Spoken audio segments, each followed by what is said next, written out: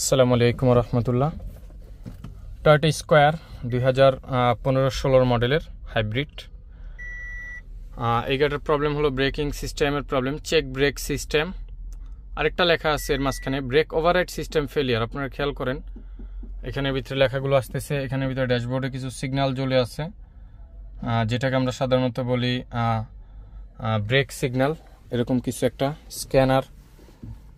স্ক্যানারে লেখা আসতেছে অ্যাবনর্মাল লিক ইন অ্যাকুমুলেটর। এটার ব্রেক বুস্টার লিক করতেছে, এই জন্য মূলত এটার ব্রেকের প্রবলেম।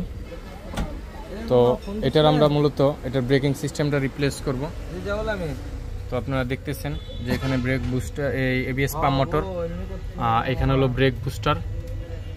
তো এই দুটা জিনিস আমাদের রিপ্লেস হবে ইনশাআল্লাহ তাআলা, করে আপনাদেরকে দেখানোর চেষ্টা করব। আসসালামু আলাইকুম রহমতুল্লাহ, আল্লাহ হাফেজ।